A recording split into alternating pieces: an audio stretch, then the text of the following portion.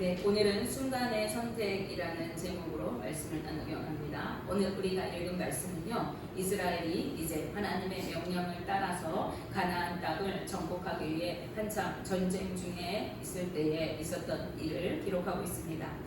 이스라엘 진영에 한 무리의 사람들이 찾아왔습니다. 그들은 남루한 옷을 입고 낡은 신발을 신고 왔어요. 그리고 곰팡이가 가득난 떡덩이와 또 헤어진 그래서 찢어져서 기운 전대와 가죽 부대를 여기에 싣고 찾아왔습니다. 그리고 어떻게 하면 우리와 이스라엘 민족들이 조약을 맺을 수 있겠느냐 이렇게 묻고 있습니다. 처음에 이들이 찾아왔을 때 여호수아와 이스라엘 백성들은 그들을 의심했습니다. 우리와 함께 사는 사람들인 것 같은데 어떻게 우리가 너희와 조약을 맺겠느냐, 즉 가나안 사람들인 너희와 우리는 조약을 맺을 수 없다 이렇게 얘기하는 것입니다. 왜 그랬습니까? 가나안 족속은요 모두 진멸하라고 하나님께서 말씀하셨기 때문입니다. 그런데 그들과 화평조약을 맺을 수가 없었지만은 기본 사람들은 자신들은 이곳에 사는 사람들이 아니고 먼 나라에서 왔다고 이야기를 하면서 우리가 그 먼 곳에서도 여호와 하나님에 대해서 그리고 하나님께서 애굽 땅에서 그리고 아모리 왕들 시온왕과 또 옥 왕에게 행했던 일들을 우리가 들었다. 그렇기 때문에 우리가 이스라엘 백성들을 두려운 마음으로 찾아왔다. 이렇게 얘기하고 있는 것입니다. 즉 애굽에서 출애굽시키신 일들을 그리고 아모리의 두 왕들인 시온왕과 옥왕을 바산왕 옥왕을 진멸한 일을 듣고 있었던 거예요. 그래서 두려워서 이제 평화조약을 맺기 위해서 찾아온 것입니다. 이들은 지혜로운 자였어요. 이들이 하나님을 두려워할 줄 알았던 것입니다. 그리고 하나님께서 함께 하시는 이 이스라엘 백성들을 두려워했던 것이에요. 그래서 평화조약을 맺으러 왔던 것인데 이 평화조약을 맺게 되어지면 서로가 서로를 공격하지 못하게 되어지고 오히려 상대국에서 전쟁이 일어나면은 동맹을 이루어서 돕도록 되어 있는 그러한 관계를 맺게 되는 거예요. 따라서 이 기브온 사람들은 자신들도 이스라엘에게 공격을 당하고 멸망을 당하기 전에 공격하지 못하는 이 조약을 맺으려고 찾아왔던 것입니다. 여호수아 9장 11절 말씀해 보시면 그러므로 우리 장로들과 우리나라의 모든 주민이 우리에게 말하여 이르되 너희는 여행할 양식을 손에 가지고 가서 그들을 만나서 그들에게 이르기를 우리는 당신들의 종들이니 이제 우리와 조약을 맺읍시다 하라 하였나이다. 이렇게 말씀하고 있어요. 여호수아는 이들의 말을 듣고 그들이 가지고 온 그들이 바친 양식을 갖고 조약을 맺어주게 됩니다. 그런데 조약을 맺고 3일째 되는 날이에요. 오늘 기록되어 있죠. 3일째 되는 날에 그들이 이웃에 살고 있는 가나안 족속이라는 것을 알게 되었습니다. 그때 이스라엘 백성들은요 가나안에 있는 주변 성읍들을 쳐서 점령하기 위해 행군하고 있었을 때였어요. 그런데 하나님 앞에서 조약을 맺었기 때문에 기브온 사람들이 속한 히위 족속을 칠 수가 없었습니다. 히위 족속은 하나님께서 진멸하라고 명하신 7족속 중에 하나였어요. 그런데 그럼에도 불구하고 이들을 진멸할 수가 없는 거예요. 그들을 공격할 수가 없었습니다. 왜 그래요? 그들이 하나님 앞에서 평화조약을 맺었기 때문에 하나님 앞에서 맹세했기 때문에 그렇게 했다는 것입니다. 그러자 이스라엘 백성들이 언약을 맺은 족장들을 향해서 원망을 쏟아놓습니다. 너희가 왜 이렇게 하나님의 뜻이 아닌 그 조약을 맺어서 우리가 이들을 공격할 수 없게 하느냐. 그러니까 족장들이 백성들의 원망을 잠재우기 위해서 한 가지 제안을 내놓습니다. 우리가 하나님 앞에서 그들과 평화조약을 맺었기 때문에 이 기브온 사람들을 우리가 만약에 친다면 그들을 공격한다면 하나님의 진노가 우리에게 임할지도 모른다. 이러하게 될 것이다. 그러니 건들지 말자. 그런 것입니다. 그 대신에 그들을 건들지 않는 대신에 이스라엘 백성과 함께 그들이 살게 해주면서 나무를 패고 물을 깃는 일을 하는 노역자로 삼자는 것입니다. 즉 살려주는 대신에 그들을 종으로 삼아서 일꾼으로 부리자 이렇게 이야기하는 거예요. 나무를 패고 물을 깃는 일은요 허드렛 일이거든요. 이스라엘 백성들이 하지 않는 일을 시키자는 거예요. 백성들은 그 의견을 받아들이고 이제 히위 족속들을 살려주게 되었습니다. 여호수아가 기브온 사람들을 불러다가 너희 어째서 우리를 속였느냐, 이렇게 우리에게 거짓으로 맹세하게 했느냐 책망합니다. 그리고 너희가 그렇게 한 대가로 이제 저주를 받아서 너희는 대대로 이스라엘의 종이 되어서 나무를 패고 물을 깃게 될 것이다, 이렇게 명령합니다.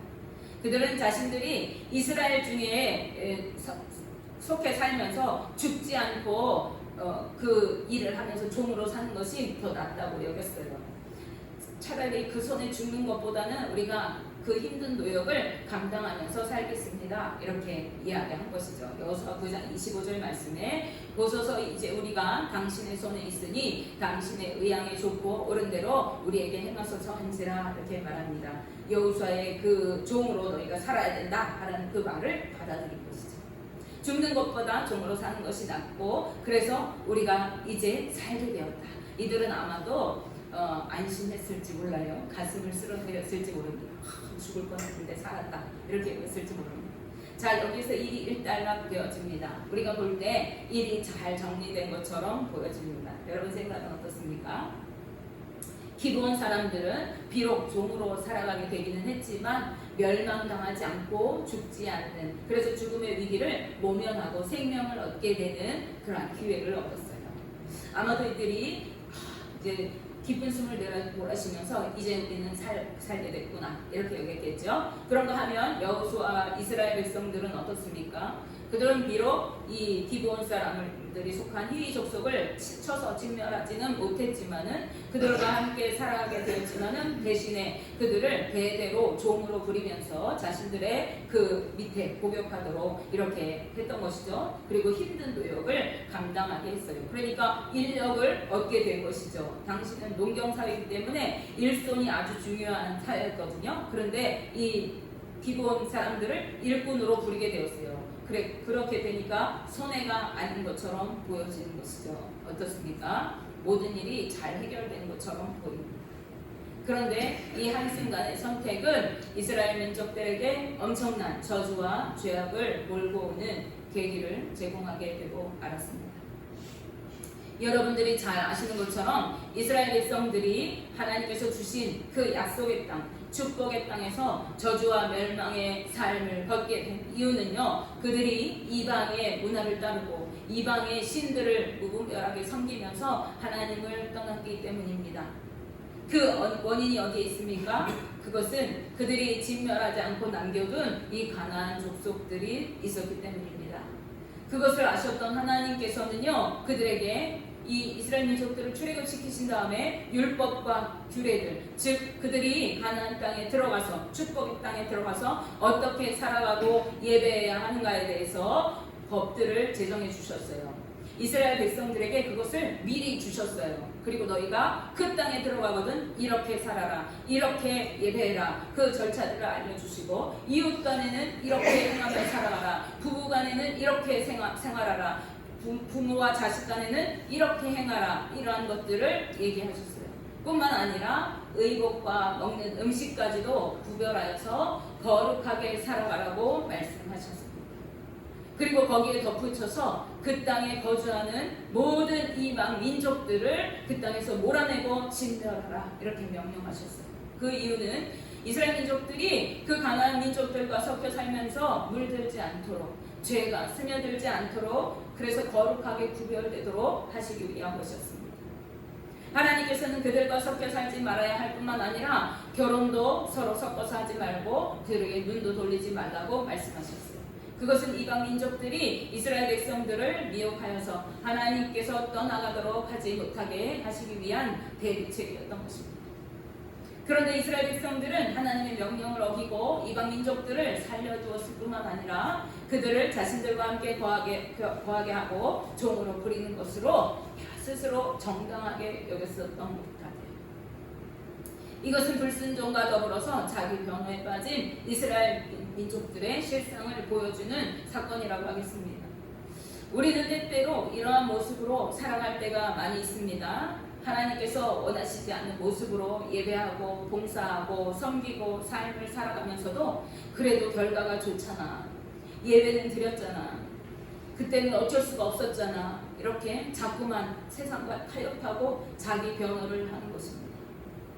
하지만 우리가 기억해야 할 것은요, 아무리 결과가 좋아 보이고 그럴듯해 보여도 하나님께서 원하시지 않는 것을 행할 때는 결코 좋은 결말로 이어질 수가 없다는 것입니다. 물론 지금 당장 눈에 보이기에는 좋아 보여도 옳게 보여도 그렇다는 것입니다. 하나님은 겉으로 보여지는 우리의 모습보다 우리의 중심을 보시는 분이십니다. 하나님은 일의 결과물보다는 그 일을 하려고 하는 의도와 동기를 먼저 보시고 그 일을 이루어가는 그 과정의 모습들을 살펴보시는 분이기 때문에 그래요. 그래서 우리 인간은 결과물만 놓고 보면서 야, 이 사람은 훌륭하다 이렇게 말하지만요, 하나님은 결과물이 아무리 좋아 보여도 그 과정에서 부정하고 불법한 일이 있었다면, 그 일을 행하는 의도가 옳지 못한 것이라면 그 일을 옳게 보지 않으신다는 것입니다. 이스라엘 백성들은 그들의 한순간의 선택으로 인해서 오랜 세월 동안 서서히 죄악으로 물들어갔고 음란하고 타락한 삶을 살아가게 되었습니다. 그뿐만 아니라 이방의 신들을 무분별하게 섬기면서 하나님을 떠나서 배반하는 삶을 살게 되었고, 그 결과 하나님의 진노하심과 심판으로 고통과 멸망의 시절을 살아가야만 했습니다. 한순간의 그릇된 판단이 그들의 일생을 망쳐버린 것입니다. 예전에 유명한 광고 문구가 하나 있어요. 순간의 선택이 평생을 좌우합니다 라는 문구입니다. 우리 나이 드신 분들 기억하실 거예요. 한순간의 선택이 그 사람의 평생을 어떻게 살아가게 될지를 결정하게 된다는 것입니다. 그래서 오늘 우리의 모습은요, 그동안 우리가 선택해온 여정의 결과물이라고 할 수가 있습니다. 우리는 태어나면서부터 자라는 동안에 어떠한 길을 갈 것인지, 내가 공부를 할 것인지 일을 할 것인지, 어떤 학교를 갈 것인지, 어떤 직장을 선택할 것인지, 누구와 만나고 결혼하고 생활할 것인지, 이러한 수도 없는 선택을 해오면서 살았습니다. 그리고 그것은 오늘날 우리의 삶의 모습과 직결되게 되는 것이죠. 그런데 하나님의 백성들에게는요, 우리의 순간의 선택이 이 땅의 삶뿐만 아니라 영원을 좌우한다는 것을 기억해야 하겠습니다. 우리가 하나님의 뜻을 따라 구원의 길로, 의의 길로 갈 것인지, 아니면 세상의 방법을 따라 세상의 길로 나아갈 것인지를 선택함에 따라서 우리는 영생에 이르기도 하고 영벌에 이르기도 하는 것입니다. 그래도 다행인 것은요, 이스라엘이 이렇게 끊임없이 타락하고 죄악에도 물들어 살아가고 하나님을 배반하고 있음에도 불구하고 신실하신 하나님은 하나님께서 행하실 약속을 반드시 이루시고 구원하시는 분이시라는 것입니다. 그래서 이스라엘 민족이 죄악으로 가득할 때에도, 그들이 하나님을 배반해 갈 때에도 그 중에서 하나님을 붙들고 있는 한 영혼 한 영혼을 하나도 실족하지 않으시고 모두 건져내시고 구원하시는 분이시라는 거예요. 아모스 9장 9절 말씀에 보라, 내가 명령하여 이스라엘 족속을 만국 중에서 체질하기를 채로 체질한 같이 하려니와 그 한 알갱이도 땅에 떨어지지 아니하리라 말씀하십니다. 한 알갱이도 땅에 떨어지지 않게 다 건져내신다는 거예요. 한 영혼도 신실한 하나님의 자녀를 잃어버리지 않고 구원해내신다는 것입니다. 하나님은 그 신실한 하나님의 자녀들을 건져내시기 위해서 독생자 예수 그리스도까지도 아낌없이 내어주시고 그 핏값으로 죄인된 우리를 하나님의 자녀로 삼아주신 것입니다. 따라서 우리는 세상에 눈 돌리지 않고 주님께 꼭 붙어 있어서 말씀대로 순종하며 살아가야 하겠습니다. 하나님의 구원을 이루는 거룩한 하나님의 자녀가 되어야 하는 것입니다. 자, 그렇다면요, 이스라엘 백성들은 왜 이렇게 잘못된 선택을 하고 실수를 저지르게 됐을까? 저들이 하나님의 명령을 어기고 엉뚱한 죄악을 맺게 된 이유가 무엇일까? 우리가 생각해 보게 되어야 하겠습니다. 우선 당시에 이스라엘 백성들의 상황은 어떠했을까요? 그들은 가나안 정복을 위해서 전쟁 중에 있었습니다.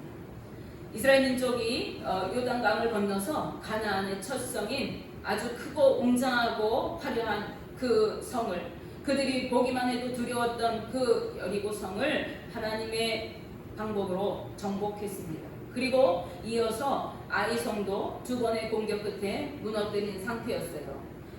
연이은 승전보를 울린 상태입니다. 당연히 이스라엘 백성들은요, 사기가 충천한 상태였을 거예요. 승리의 기쁨을 누리면서 과연 주님이 말씀하신 대로 우리가 승승장구하고 있구나 라고 생각하면서 자만한 마음이 들었을 것입니다.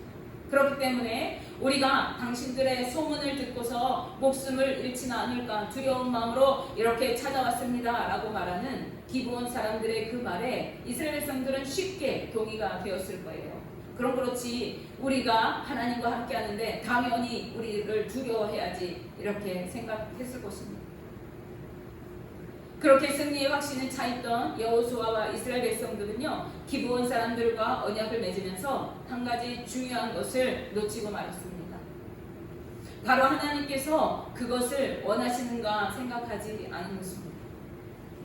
이것까지 이스라엘 백성들은요 하나님의 명령을 따라서 행진해 왔어요. 40년 광야길을 건넜습니다. 그들은 그들과 언약을 위해서는 하나님께 묻고 기도했어야 했습니다. 그러나 지금 이때에는 기도하지 않았습니다. 그들의 자만한 마음이 하나님께 묻지 않아도 될 만큼 우리는 자신 있다는 자부심 때문에 그렇게 행했던 것 같아요. 본문 앞부분인 여호수아 9장 14절 15절 말씀을 보시면 우리가 그들의 양식을 취하고는 어떻게 할지를 여호와께 묻지 아니하고 여호수아가 곧 그들과 합친하여 그들을 살리리라는 조약을 맺고 회중 족장들이 그들에게 맹세하였더라 이렇게 말씀합니다. 하나님께 묻지 않고 그들이 가져온 양식 받아먹고 우리가 너희들 지켜줄게 조약을 맺었다는 거예요. 하나님께 그것이 옳은 것인지 묻지 않고 자신들의 생각대로 결정하고 언약을 맺어버린 것입니다. 그리고 그 결과는 하나님께서 우려하셨던 대로 그들을 죄악의 길로 이끌었던 것이죠. 이스라엘 백성들은요 이것까지 오는 동안에 광야 학교에서 수도 없이 많은 훈련과 연단을 받았습니다. 그들은 하나님만 의지하며 살아가도록 그 광야길에서 하나님의 푸른 기둥 가운데 단련하시고 시험하시고 또 그들을 믿음으로 살게 인도해 주셨어요. 그리고 지금 여기까지 왔습니다. 그리고 그들은 하나님의 인도하심 따라 요단강을 맨땅처럼 건너온 사람들입니다. 그리고 조금 전까지만 해도 하나님의 인도하심을 받아서 사람의 방법이 아니라 하나님의 방법으로 여리고성을 무너뜨리고 아이성까지 점령한 사람들이었습니다. 무슨 뜻입니까? 그들은 하나님과 동행하는 자들이었던 거예요. 그럼에도 불구하고 그들이 이 한순간의 실수로 민족에게 엄청난 고통의 결과를 안겨주게 된 이유는 그들이 자만하고 방심했기 때문입니다. 두 번의 승리를 거두면서 이제는 됐다고 여기까지 왔으니 이제는 다 된 것처럼 여겼던 거예요. 그래서 마음이 해이해졌습니다. 처음 아이성을 대했던 여호수아의 모습을 통해서도 우리는 그것을 엿볼 수가 있어요. 우리가 저 큰 성읍 니느웨 성도 무너뜨렸는데 이제 저 조그만 성 저것 정도는 아무것도 아니야. 아무 걱정할 수 없어. 이제 남은 이 가나안 땅은 우리가 거뜬히 이길 것이다. 이렇게 생각했어요. 그렇지만 하나님은 그 아이성을 실패로 인도하시고 두 번 하나님 앞에 그 마음을 다잡고 나아갔을 때 그때에서야 아이성을 점령하게 하셨습니다. 이 두 번의 승리는 이스라엘의 전술이나 어떤 능력이 있어서가 아닙니다. 하나님께서 이루신 승리인 것이죠. 그러나 이스라엘 백성들은 그것을 망각하고 우리가 잘 싸워서 이긴 것이라고 생각했던 것입니다. 지금까지 잘해왔으니까 앞으로도 다 잘 될 거라고 자만했던 것이죠. 이 정도쯤은 우리 힘으로 할 수 있겠다고 여긴 것입니다. 이것이 우리가 경계해야 할 모습입니다. 우리는 믿음을 한순간에 무너뜨릴 수 있는 그러한 연약함이 있어요. 우리가 잠시 자만할 때, 교만한 마음을 품을 때, 믿음에 해이해지고 방심할 때 우리는 쉽게 넘어지고 실패하는 것입니다. 우리는 모든 일에 여호와 하나님을 인정하면서 겸손하게 주님의 뜻을 따라 살아가야 하고 늘 주님의 그 의중을 살펴야 하는 것입니다. 잠언 3장 5절에서 7절 말씀에 너는 마음을 다하여 여호와를 신뢰하고 내 명철을 의지하지 말라. 너는 범사의 그를 인정하라. 그리하면 내 길을 지도하시리라. 스스로 지혜롭게 여기지 말지어다. 여호와를 경외하며 악을 떠날지어다. 이렇게 말씀합니다. 내가 잘난 줄 알고 내가 똑똑한 줄 알고 내가 능력 있는 줄 알고 살아갈 것이 아니라 모든 일에 범사에 하나님을 인정하면서 하나님의 뜻대로 살아가고 내 길을 주님께 맡길 때 주님은 그 길을 지도하시고 인도하시고 함께하시고 축복하시는 것입니다. 우리는 그래서 삶이 평탄할 때, 하는 일들마다 잘 되고 걱정 염려가 없는 것 같을 때, 기도하는 것마다 바로바로 응답되어지고 오늘만 같아라, 지금만 같아라 싶을 때, 그때일수록 더욱 자신을 살피고 내 힘과 능력을 의지하면서 내가 기도 잘해서, 내가 지혜로워서, 내가 능력이 있어서 이렇게 교만한 마음을 품지 않아야 하겠습니다. 그리고 주님의 그 은혜를 기억하며 날마다 감사하고 겸손하게 하나님 앞에 엎드려야 합니다. 그래야 오늘 이스라엘 백성과 같이 한순간의 실수로 자신은 물론이고 그 후대까지 삶의 어려움과 죄악을 가져오지 않도록 해야 하는 것입니다. 우리는 겸손한 마음으로 더욱 여호와 하나님을 경외하면서 범사에 그를 인정하는 삶을 살아가고 주님과 동행하면서 주님의 인도하심 따라 축복의 삶을, 은혜의 삶을 살아가야 하는 것입니다. 원하기는 저와 우리 성도님들 모두가 그러한 삶을 살아가시는 복된 인생들 되시기를 주님의 이름으로 축복합니다. 기도하겠습니다.